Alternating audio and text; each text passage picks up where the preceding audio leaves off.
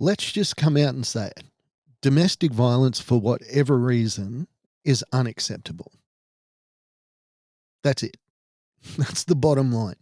And we need to talk about domestic violence as people that live with mental illness, because it is so easy for us to blame or use an excuse the fact that our mental health is impaired to permit us to skirt the rules. You know, maybe screaming at my kids is okay because I've got a mental illness. Maybe just smacking my wife is it wasn't designed to hurt, and it just there is no excuse. There is no excuse, and it's not right. And it's a weird thing for me to want to talk about today, but I've got a lot that I want to get off my chest about domestic violence. So let's dive in and we'll see what happens. Welcome to Shattered the Podcast. STP is the story of my journey from the depths of mental illness to a place where I could live again.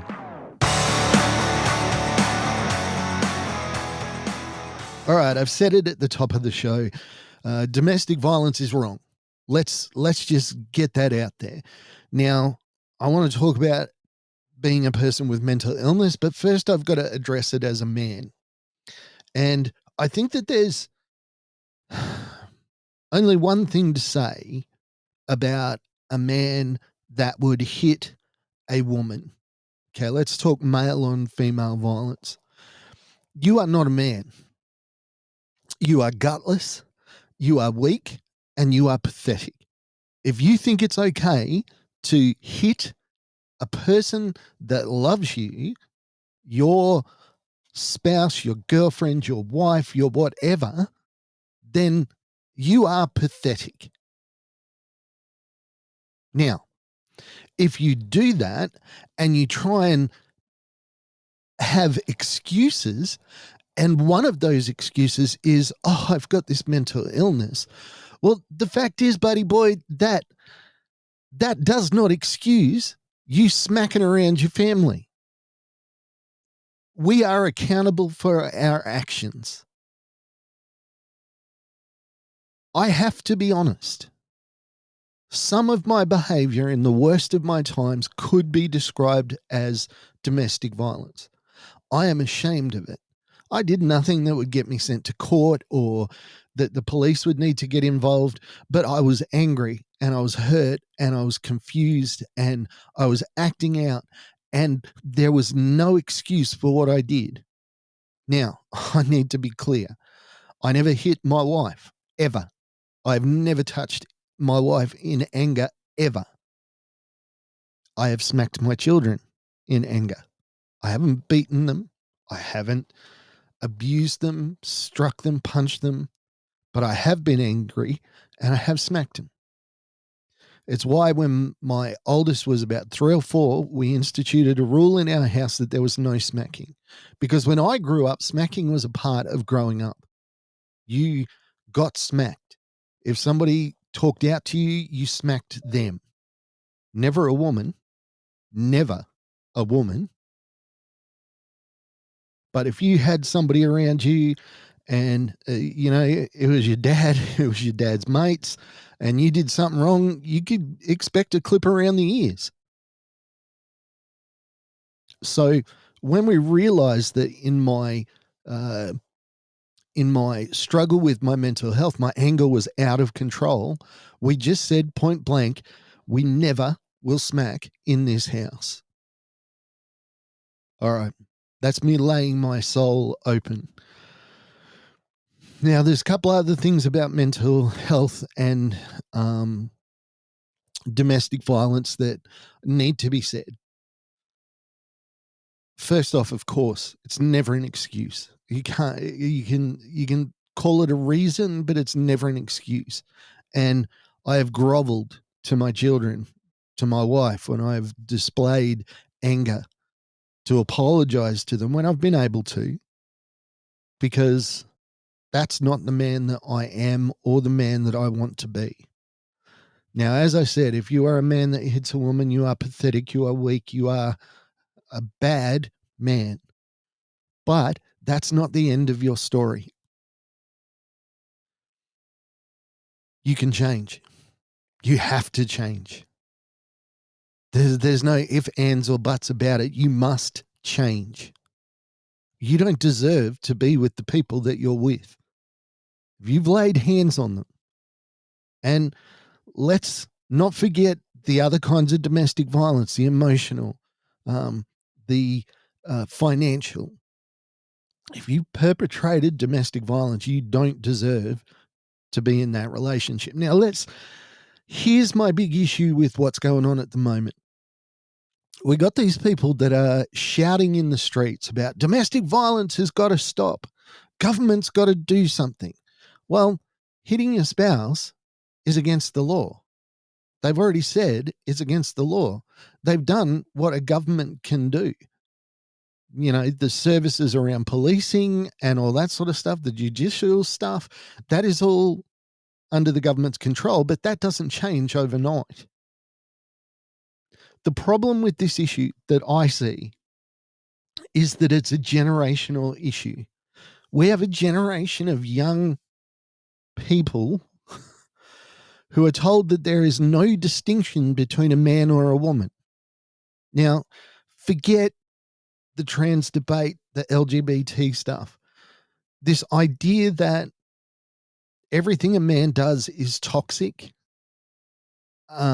Every time he shows strength, it's toxic. I mean, this is a dangerous precedent. I have, when I asked my wife and my daughters the other day if they felt safe going outside, because I saw all these protesters saying men don't understand, we're terrified to go outside. And I said to them, "Well, are you terrified? Is this something that I've missed?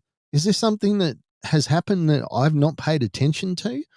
And each of them laughed at me. Like, no, we're not afraid to go outside. One of the reasons is because they know that I'm here to protect them.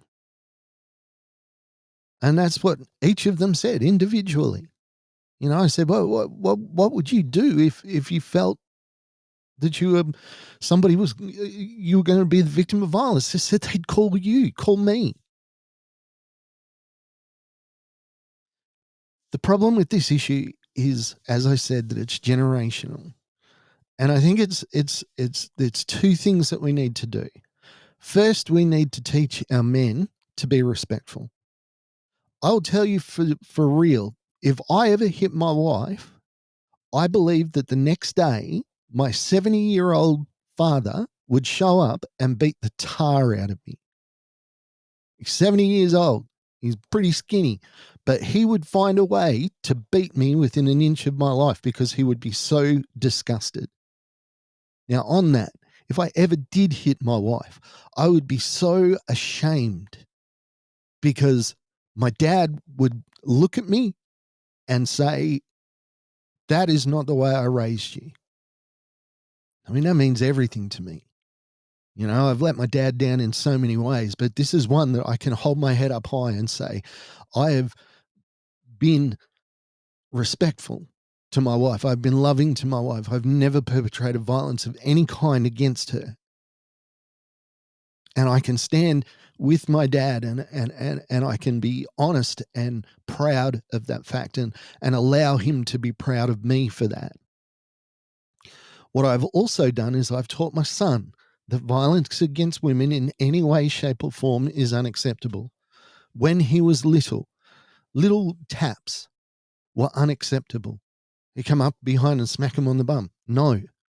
Even just playful violence against your sisters is unacceptable. Also, I told him probably the first rule, and I probably should have started with this, is that there is the most important person in the house is mum, is my wife, is Meredith. The rest of them can all do what they want.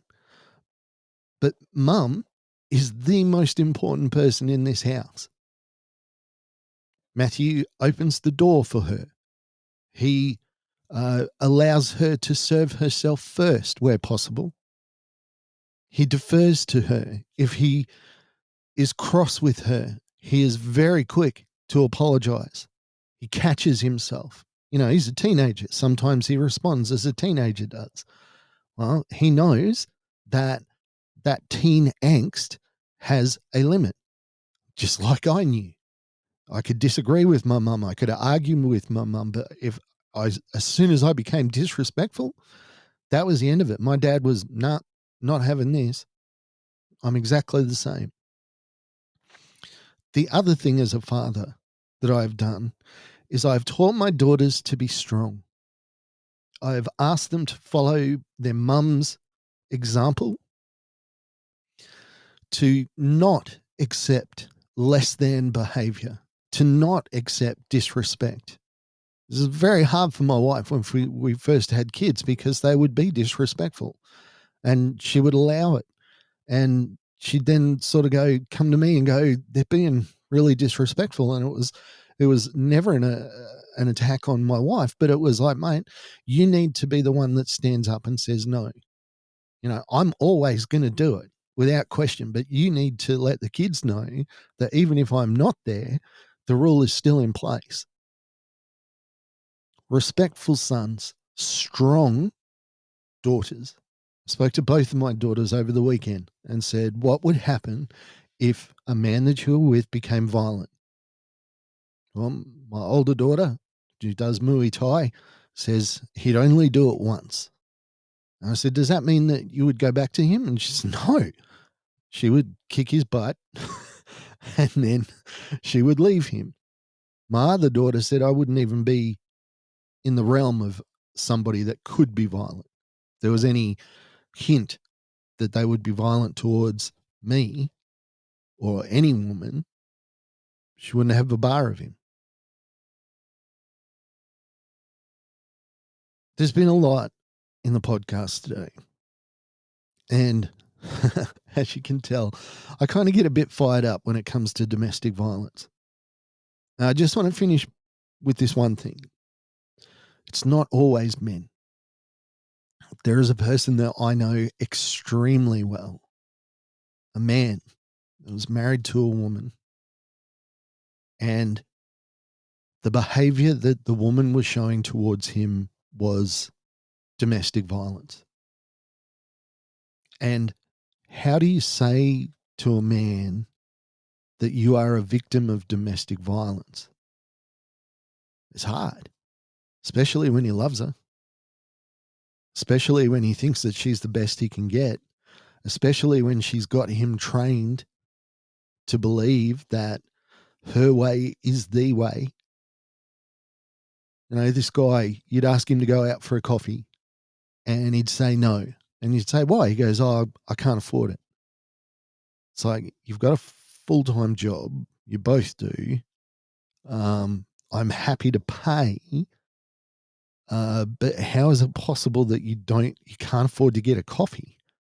And it was because his wife had him on this bizarre budget thing that he wasn't allowed to spend any more than this. And it was just enough to basically cover fuel and 1 or 2 cups of coffee a week. And that was it. If he ever disagreed, if he ever arced up and said, this is not fair, she would go into this massive kind of passive aggressive thing. Oh, how dare you? I'm trying to do the best for us. I'm building a wonderful home for us. And the thing is, he had earned most of the money in that relationship. She had not worked for many years. She worked part-time, but was still not bringing in as much as him. But because she had that stranglehold, that emotional kind of thing that she could manipulate him with. And it's only now that they're separated and he's moved past that he started to realize that, some of this behavior was not on. And it explained some of his mental health issues as well. He would go, you talk to him now and you'd say, how you doing, man? Like you would when he was with her. And he'd go, you know what? I'm okay. And I can't believe I'm saying that. And it's slowly dawned on them that it's the fact that they're apart. and that he is not dependent on her in any way, shape, or form. He is free. Domestic violence in any form, emotional, physical, financial, access, all those things are unacceptable. I am a 50-something-year-old man. My bank account is completely open to my wife. Every cent that I have is accessible by her, for her, and at her discretion. My phones, she has all of my passwords to everything. My email, my phone, my texts, confidential files. She has the passwords to everything. But this has been a choice that we made together, that I want to be open and I want to be transparent with her. And it comes from the fact that I respect her.